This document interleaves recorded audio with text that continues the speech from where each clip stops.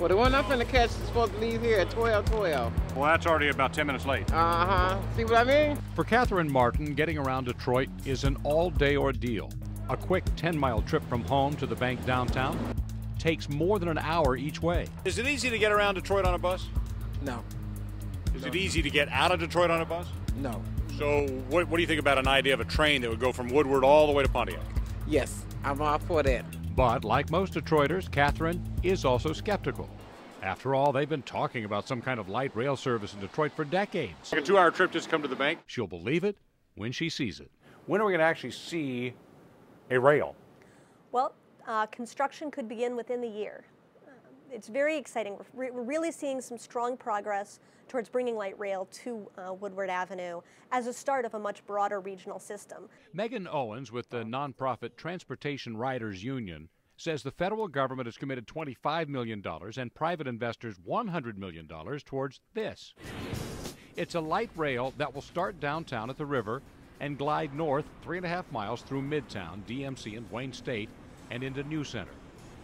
Phase 2 would take it all the way through Highland Park to a transportation center at Woodward and 8 Mile. But there, it hits a psychological barrier, the elephant in the room of the light rail discussion for years. There are some people who are afraid of train systems because they're afraid that not only will it allow them to get into the city, but allows the city to get to them, and there's a fear.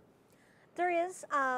There will always be some barriers, some challenges. There's some people who are afraid of mingling with the rest of the region. But I think we really can break down a lot of those threats and misperceptions of threats that just don't exist. So how did Detroit miss the bus on this one and end up trying to play catch-up in the mass transit game? As many as 1,000 streetcars are operating in all parts of the city, carrying Detroit's great industrial army. After all, there was a time when Detroit was the leader. Our broad boulevards carried a bustling rail and trolley system that was the envy of America's big cities. By the time the 40s and 50s came around, the auto and oil and tire companies recognized that transit was something of competition, and they were a significant part of taking apart the old system. And so by 1956, we had eliminated all of the streetcars. And now there is an urgency, a need to look past politics, history, race, and cost.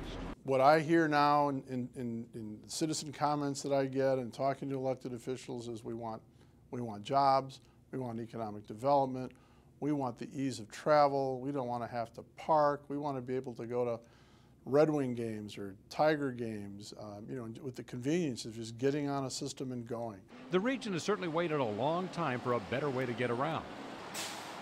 And Catherine Martin, who knows a thing or two about waiting for transportation, couldn't be happier that the wait may finally be over.